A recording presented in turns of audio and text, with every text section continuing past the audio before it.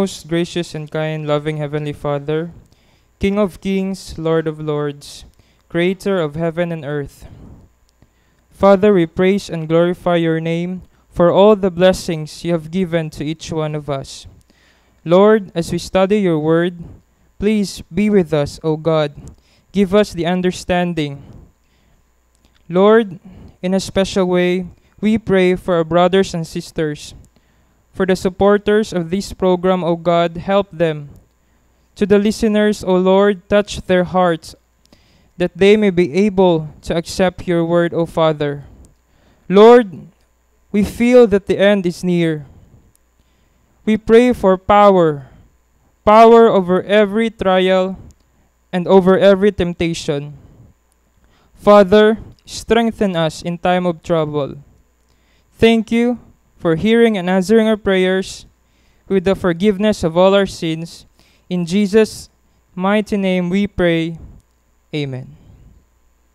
Mga pinanggan ako mga igsoon, malipayon kapag pakiguban usab kaninyo ning laing yugto usab ning atong tulumanong tingog sa paglaom, special edition nga magatagi kini sa pulong sa Dios kanahan ay kini lesson pinagi sa Sabbath School Department of the General Conference of the Seventh-day Adventist Church. Mga pinangga ko mga kaigsuonan, ang atong pagisgutan karon is lesson number 9, Jeremiah's yoke. Og ang atong memory text makita nato sa Luke chapter 9 verse 23, nagkanayon dinhi, and he said to them all, if any man will come after me, let him deny himself and take up his cross daily and follow me. So ato makita no ato masabtan mga kaigsuonan nga as a missionary, as a prophet, as a preacher, as a worker of God, as a follower of Christ, we need to take up his cross. Andam ta magpasan sa iyang bululan, sa iyang mga kagulanan, kasakitan, tanan, aron ang buhat mapadayon, mga kaigsuonan. Aron mo mutuo nga ang atong kinabuhi tanan is a parabolic, is full of parables, para mahimong mensahe sa mga tao. Sometimes the people cannot understand what we are talking about. They need to see our lives. That's why God will always design our lives to become fitted to the gospel what we are preaching about. O kung sa itong ginawali mga Kristiyan, we need to live in it. Aron masabtan sa mga tao kung unsay mensahe sa Dios direkta sa kinabuhi sa mga tao, let it be that that message could be seen in our lives. Makitan sa itong kinabuhi. Sometimes we cannot understand that things are happening in each of our lives because God has something to expound. God has something to let the people know about the gospel or about the special message. Ang atong kinabuhi, mga kaigsunan, sama sa kinabuhi ni Jeremiah, nga sa pag-ingon sa Dios nga ang Jerusalem, silutan, hukman, kastiguhon, pinaagi sa pagkaulipon ngadto sa Babylonia, mga kaigsuonan, musugot kag sa dili, gipasabot sa Dios ngadto kaniya. Giingnan mga kaigsuonan si Jeremiah nga dili ka mga sawa. Jeremiah 16 verse 2. Nagkanayon, you shall not take a wife, nor shall you have sons or daughters in this place. So atong pagpamalandong mga kaigsuonan, Jeremiah was not allowed to build a home. Jeremiah was not allowed to have his own family, direct family relationship. Gani mga pinangga ko mga kaigsuonan, ang kinabuhi ni Jeremiah was a complete parable. Bato pa sa tong author, Jeremiah's life would be a living parable. Like Josiah's life, he would be an example of the message that he was called to preach. So ato mapamalandong mga pinangga ko mga kaigsuonan, nga ang kinabuhi di ni Jeremiah, usa ka sambingay aron masabtan og unsay mensahe sa Dios ngadto kaniya. Sama pananglitan, Jeremiah ayaw pangasawa. Sa kang Hosea pod, lahi pod. Giina po sa saya, pangasawag pampam. Sa panahon ni Hosea, but pasabot sa Ginoo, Hosea pangasawag pampam. aron makasabot ang mga tao nga bisan pag nag-adulterer na ang mga tao, nagsimba nagdios-dios, gihigugma gyapon ako sila. So ikaw pangasawag pampam para masabtan nila nga love gyapon ako ang katawan sa Israel. So mo to si Hosea nagminyo og usa ka babaeng bigaon. Si Jeremiah pod mga kaigsunan para masabtan sa mga tao nga wa na broken relationship na yun. Total broken relationship na yun mga kaigsunan. Dili musugot ang Ginoo nga Jeremiah magkigrelasyon kag asawa ayaw. Kay para masabtan sa mga tao nga wa nay relationship nga nag-exist kanila tali kanila og kanako. Aside from that, ayaw pagpanganak. Kay imong mga anak mga matay ra gyapon. So mo ni ipasabot nga to sa mga katawan sa Israel. Di na po ko gusto nga mga magkuang kag mga anak para masabtan sa mga tao nga wa naging relationship nga nag-exist. Tanawon ra gud nato niya. Pag ingon nga ye shall take no wife, ye shall take no wife, nor shall you have sons. Gawas ni ana, giingnan pa gyud sa mga kaigsunan, no, mga matay, they would die at war or by famine. Mga matay sila sa gubat o sa kagutom. So gi-picture out sa Ginoo og unsa na gyud kangilngig ang kahimtang sa katawan sa Israel pinaagi sa kinabuhi ni Jeremiah. What else? Ang instruction pa gyud sa Dios mga kaigsunan na kanayon, do not enter the house of mourning. Jeremiah 16 verses 5 and 7. Ayaw pagsulod sa mga nagkaguol nga panimalay. Why? Because and peaceful days were coming when the dead couldn't be neither mourned or nor buried. Ayaw na pagsulod ng mga nagbalata, naghinilak, kaya kanila mga patay, di na malubong. Wala na. But pasabot sa Ginoo nga wala na yung total loss of concern. Wa na ko'y pakialam. Subuhata na si muhang kinabuhi, Jeremiah. Unsa pa jud, mga kaigsunan? You shall not go into the house of feasting. Jeremiah 16, 8 and 9. Ayaw pag-adtos mga nagakalipay. Nga naman, I will cause to cease every voice of joy and happiness. Ayaw pag-apil itong kalipay, itong mga pamilya dito kay wala na. So meaning, ayaw na, gitma, wala na pakialam. Kay ingon ana nang akong gibati sa katawhan sa Israel. Subuhatan na Jeremiah. Break tagamay mga kaigsunan na. Ang Ginoo ba? Kabalo mo siya nga si Jeremiah, melancholic type. Palahilak. Sugot rag siya rapong isa. Tama rapong nga iyang gisugo si Jeremiah, ingon ni ana. Kaya kung panalitag, ang gamiton sa Ginoo sa pagka sanguin nga tao, murag maglisod tingali sa pagtuman sa sugo sa Ginoo para masabtan ang iyang mensahe. Okay? Insert lang to gamay. Padayon ta.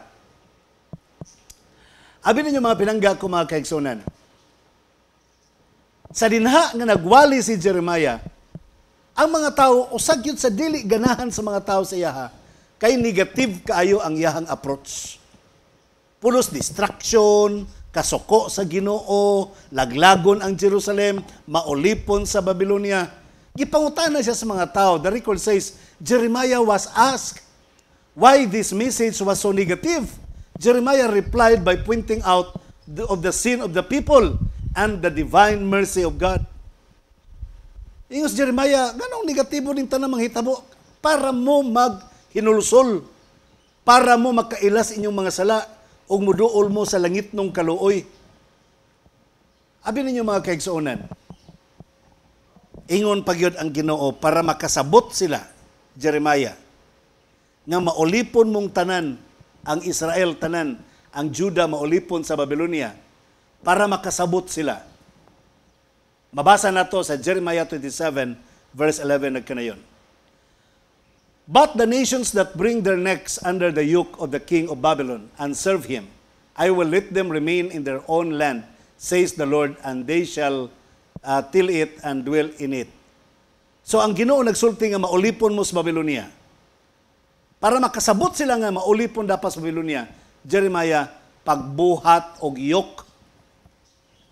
Ang chapter 27, mga kaigsuonan, diha nimo mabasa nga ang Diyos nag-order kang Jeremiah og usa ka wooden yoke nga iyang gamiton, mga kaigsuonan, samtang magwali siya, iyang ipasabot, mga kaigsuonan, nga mauni ang mahitabo kanato sa tupa. Wa pa man gusto PowerPoint sa una. Ang iyang life manahimong visual aid nga mauni ang mahitabo samtang nagwali si Jeremiah. Tanawan ninyong picture, mga kaigsuonan. Nagwali si Jeremiah nga nagpasan og yugo sa tubangan sa mga tao. Ay, how I could imagine nga ang mga tao ningon na nabuang ng tawhanan ni. Nagdaladala na magyugo nga samtang nagwali. The message was clear. Don't listen. Don't listen to your prophets and sorcerers who say that Babylon would be defeated. Those submitting to Babylon shall live. If you don't, you will be deported or destroyed. Matud pa ni Jeremiah, maulipon ang tanang Jews sa Babylonia. Nya ayaw mong paminaw kung doon na manggaling propeta o magwawali nga mag-ingon nga ang Babylonia mapildi. Ayaw mong paminaw, ana. But pasabot ba kung doon ay baliktad nga wali sa iyang ginawali, ayaw mong paminaw, mga pinangga ko, mga kaigsuonan. Karon, ang nahitabo, doon na po'y nagwali nga ang nahitabo yun nga doon na yun po'y nagwali nga ang Babylonia mapildira sa mga katawan sa Israel. Pero ang punto yun ni Jeremiah, mga kaigsuonan, siyang pagwali samtang dala siya yugo, he was asking for obedience of the people. Because disobeying that message, kung inyong lapason ang mensahe ni Jeremiah, disobeying that message meant to disobey God. Inyong gilapas ang kabubuton sa Dios. Ang nahitabo ni Jeremiah, mga kaigsuonan, siyang pagwali, sama po sa nahitabo nga tukang Daniel, nga gipahibalo sa Dios nga tukang Daniel, unsay mahitabo sa laing mga adlaw. Because God decides the future of all nations. Ang Dios may nagadesider sa tanang pagpanghitabo sa tibuok kalibutan sa ilang ugma niini. Niya nagkanayon, mga kaigsuonan, sa Ellen G. White sa Prophets and Kings page or chapter 43 pahina 536 nagkanayon, the history of nations. Speak to us today. To every nation and to every individual, God has assigned a place in His great plan. Today, men and nations were being tested by the plummet of the hand of Him who makes no mistake. All are by their own choice deciding their destiny, and God is overruling all over the accomplishment of His purpose. You see? Gipakita lang sa Dios, mga kaigsuonan, nga ang tanang mga nasod nasa iyang kamot. Nahibalo ang Dios ug unsay madangatan ini mga nasura, siya ang nagabuot sa mga ugma, siya nahibalo sa mga ugma, depende po sa choices sa mga nasod. So iyang gipahibalo ngadto sa katawhan sa Israel ang maong madangatan kaigsuonan. Pero as what I have told you kaganina, samtang nagwali si Jeremiah nga mapildi sila, mabilanggo sila, maulipon sila sa Babylon, doon na po'y nagpatuo nga usa ka propeta si Hananiah. Mabasa sa Jeremiah 28 verses 2 and 3, matud pa din mga kaigsuonan, thus speaks the Lord of hosts, the God of Israel, saying, I have broken the yoke of the king of Babylon. Within 2 full years, I will bring back to this place all the vessels of the Lord's house that Nebuchadnezzar, king of Babylon, took away from his place and carried to Babylon. Samtang nagpasidaan si Jeremiah nga mabuntog mo sa Babylonia, iyawat na lang untag na ay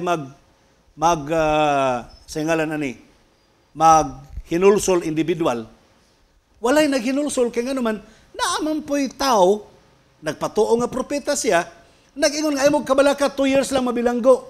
Pildihon na to ang Babylonia. Mangulit ta sa Jerusalem, unya madala na to balik ang katong mga bulawan nga mga kopa nga gikuha ni Nebuchadnezzar. So ang mga tao dito naganahan, gwapo ni kay brag makabaws. So ang mga tao brag nikilig dito dapita, mga kaigsuonan. Karon, kini si Jeremiah, mga pinangga ko, mga kaigsuonan, iyang gipangutana si Hananaya, asa man kag authority ani? Ang tubag ni Hananaya, mga kaigsunan, gikan sa Ginoo. Matod pa niya, ang si Jeremiah ug si Hananaya, pareho sila og mensahe nga gikan sa Dios.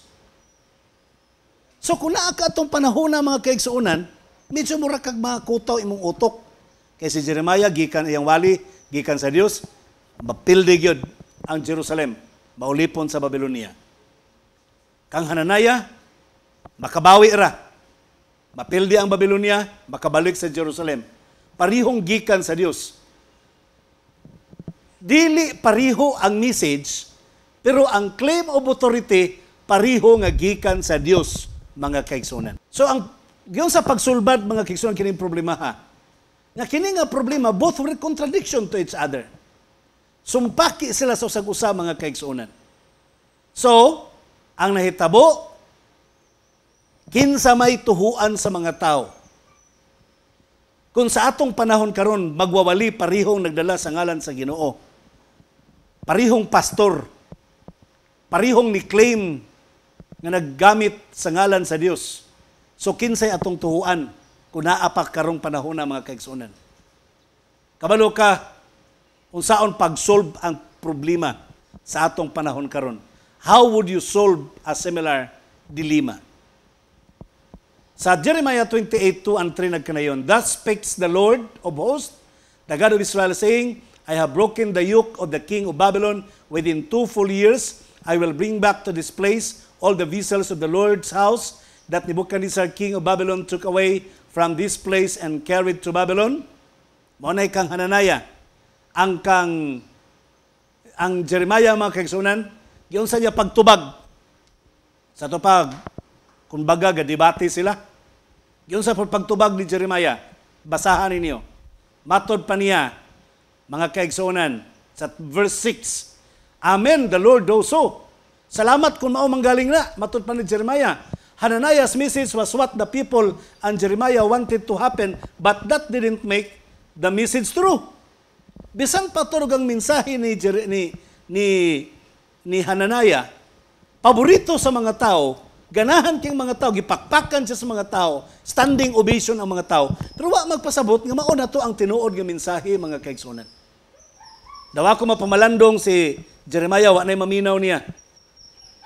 Ang mga tao tuanan ni dugo kang Hananiah, kay nindot og wali si ni Hananiah, whereas si Jeremiah bati para silang daunggan ang mensahe ni Jeremiah. Verse 8 gihapon nagkanayon, chapter 28 verse 8 nagkanayon, "The prophets who have been before me and before you have the same message with me." Ingon si Jeremiah, ang akong mensahe o ang mensahe sa mga propeta kaniadto o ang propeta karon, parihas mi og wali, parihas mi og mensahe. So imong masabtan, mga pinangga ko, mga kaigsunan, silang duha parihong nag-claim nga iya sa Ginoo, pero si Jeremiah nakalamang. Kaya sa you read your scriptures, basahan ninyong mga propeta kaniadto, basahaton ilang mga wali, parihas akong wali. Sa ato pasabot ni Jeremiah, mga kaigsunan, parihong nag-angkon nga gikan sa Dios, pero you better check your Bible. Check your Bible. Go back to the Bible. Balik mo sa mga karaang propeta nga iya sa Ginoo. Kibalo ba mo kanang nganong 72 books ang naa sa Catholic Bible, 66 lang ang naa sa Protestant Bible. Kanang other scriptures, mga kaigsunan, nga added sa Septuagint version, gitawag na sa Roman Catholic Church og apocrypha. Apocrypha meaning not inspired. Nganong gitawag sa mga Bible scholars og not inspired? Because nag-claim sila nga iya sa Ginoo, pero ang ilang mga mensahe dili pariha sa nag-una nga mga mensahero sa balaang kasulatan. Dili mo synchronize sa tibuok Biblia, mga kaigsuonan, ang ilahang mensahe. Kung baga, musupak hinuon. That's why they were called apocrypha, not inspired. Munang wala sila gi-appeal sa Bible, 66 lang kalibro ang Biblia. Because they were not inspired.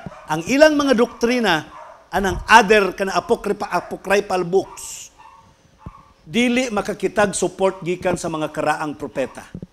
Dili kitag karaang support. So gitanggal siya, gitawag siya not inspired books.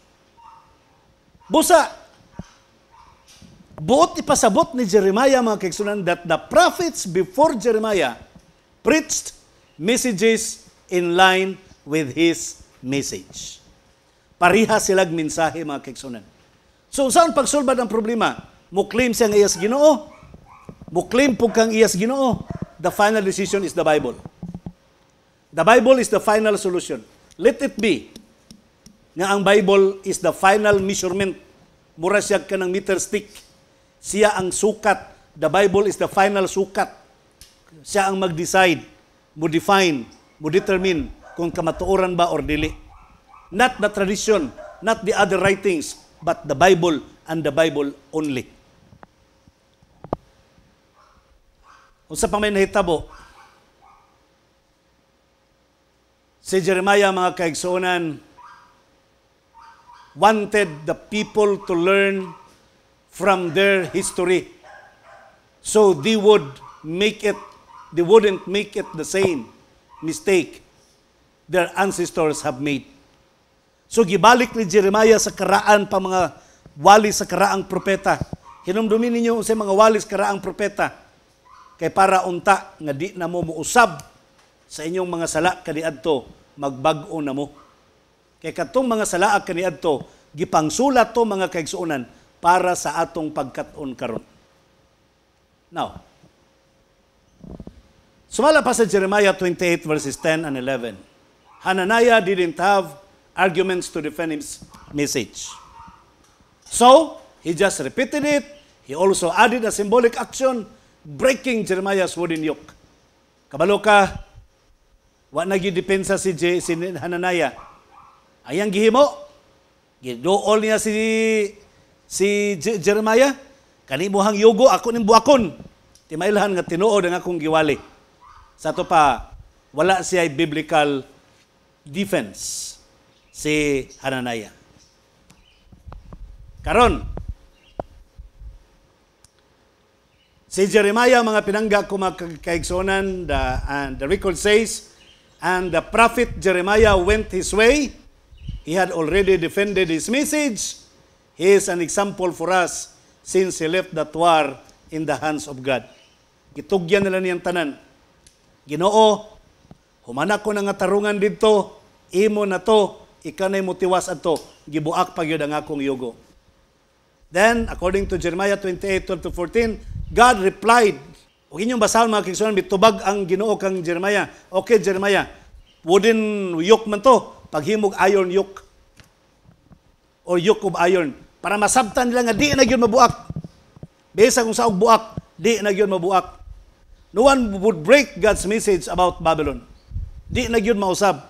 Muna giingon sa Dios mga kaigsunan nga ug unsay gisulti, di na niya usbon, di na niya lapason ang tanan matuman. No one can say no to the fulfillment of the prophecies of God. Kanabit ng propesiyas Daniel nga ang kalibutan mag-ana mo kaot-ot, ang ekonomiya mag-ana mo kabangkaruta, mga kaigsunan. Bisag kinsa pay hari nga magdumala sa nasod, ang ekonomiya sa kalibutan mabankrupt gyud. Ug nasabtan palangtan nas tanang mga Adventista, wa na gyud Adventista mulansad para magsaad nga ilahang i-improve ang ekonomiya sa Pilipinas. Wa na tay Adventistang mag-away pa kanilaban sa kandidato kang ila kunong kandidato may mapresidente may mupugong sa National Sandilo nga dili ma-implementar mga kaigsunan. You cannot stop the tragedy. You cannot stop the catastrophic prophecy of the world. Because God said it and He meant it. Buhaton gyud na sa Ginoo mga kaigsunan. Busa Jeremiah 28:12-13.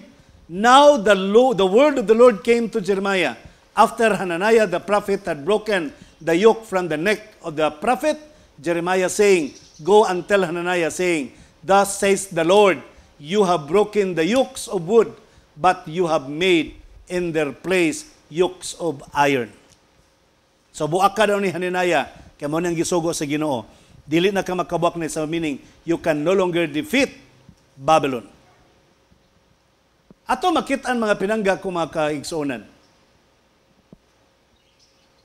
Ato mapamalandong nga kining mga butanga kini ato masabtan nga di na nimo maliso, di na nimo matwist ang pulong sa Ginoo. Pag-ingon sa Ginoo nga ang baboy dili ipakaon, ayaw na mo pangitag wali pa nga ang baboy pwedeng ipakaon. Ang mga ampay po mga og baboy ganahan kayo. Dara-darang katarungan nga pwedeng ipakaon kay nganuman.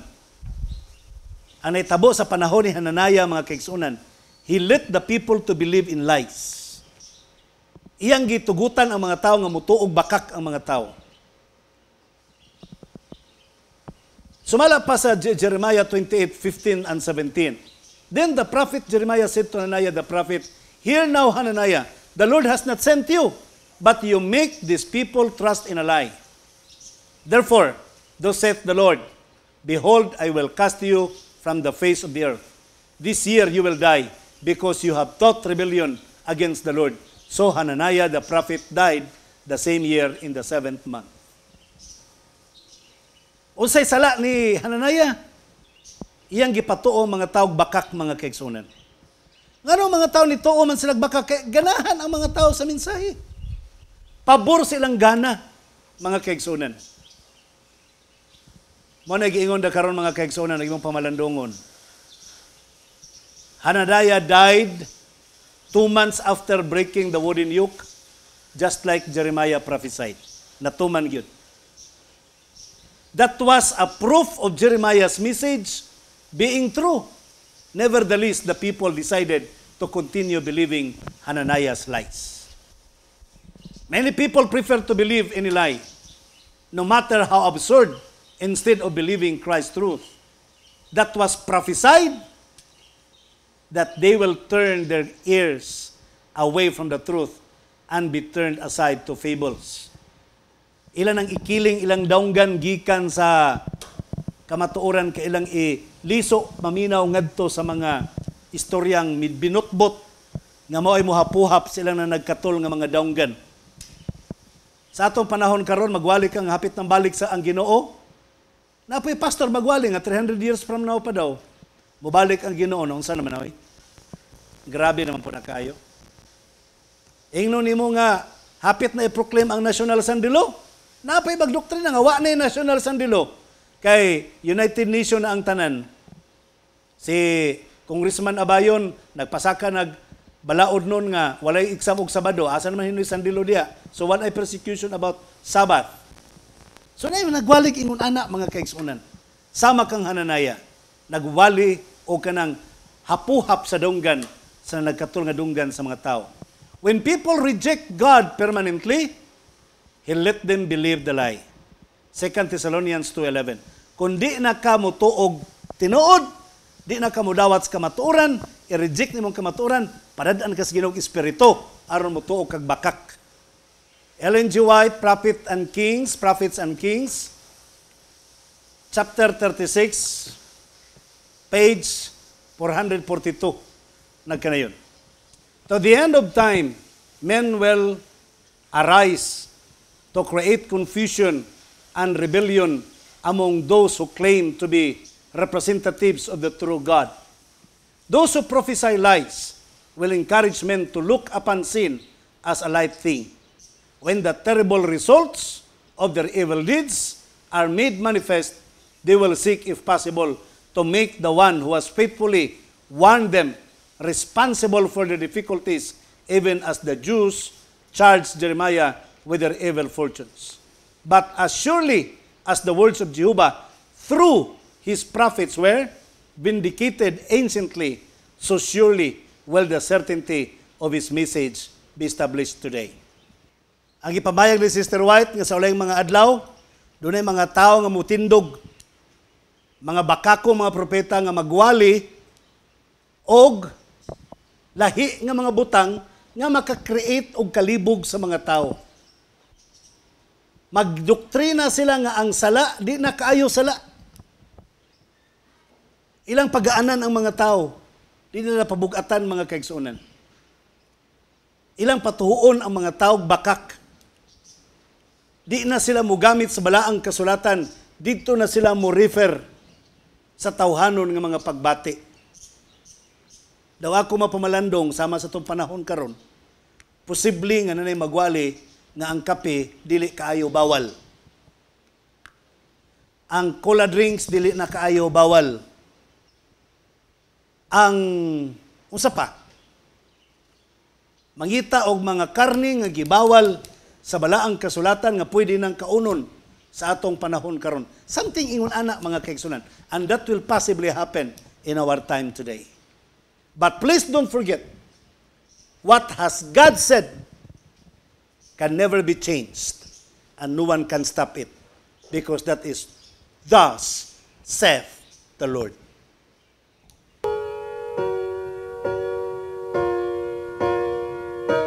You spoke the world and all the worlds came into order. You wave your hands and planets filled celestial skies. You placed the woman and the man inside the garden, and through they feel they found compassion in your eyes. Oh Lord, I stand in awe at the wonder of your deeds, yet of greater wonder brings me to my knees. Lord, I praise you because of who you are, not because of all the mighty things you've done. And Lord, I worship you because of who you are. You're all the reason that I need to voice my praise because of who you are.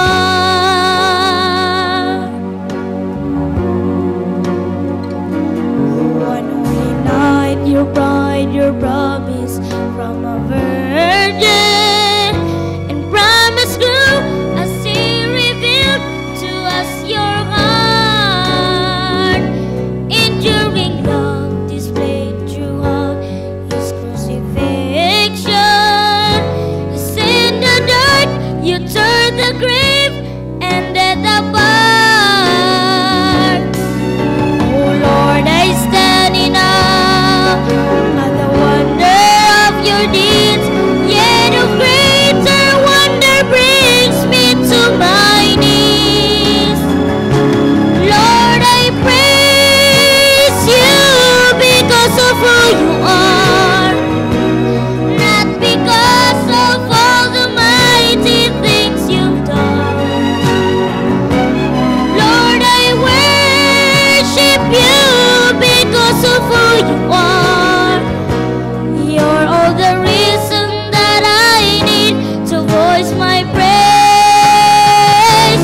Lord, I praise you because of who you are, not because of all the mighty things you've done.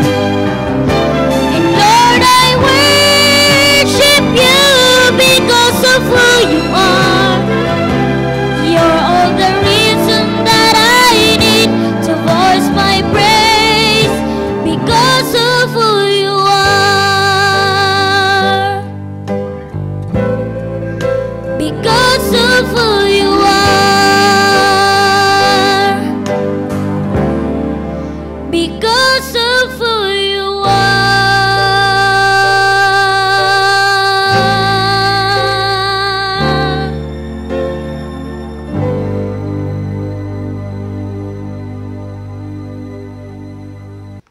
Amahan namo nga Diyos nga ikaw sa mga langit, daghang salamat nining takna sa pag-broadcast karon. Salamat sa mga panalangin, salamat sa gahom imong gihatag kanamo. Pasayloa kami sa among mga sala, tudloy kami maghinulsol kanunay kanimo, o aron mahimo kaming takos imong atubangan o magapahat ka kanamo sa imong pagkabalaan o suluban mo kami sa imong pagkamatarong. Ginoo, kami nangamuyo nga unta kaming tanan aron dili mahasalaag, kanunay kami mubalik sa balaang kasulatan ug mutuo kami kanunay sa mga pulong nga imong ginasulti o gina-record sa balaang kasulatan. Ginoong Dios, panalangin kaming tanan karon.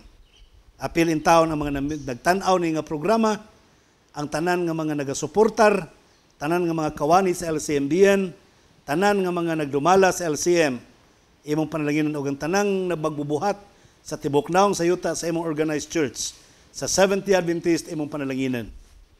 Kining tanan na magitugyan kanimo gilawman nga madawat, pinagi sa ngalan ni Hesukristo nga among maluluwas. Amen.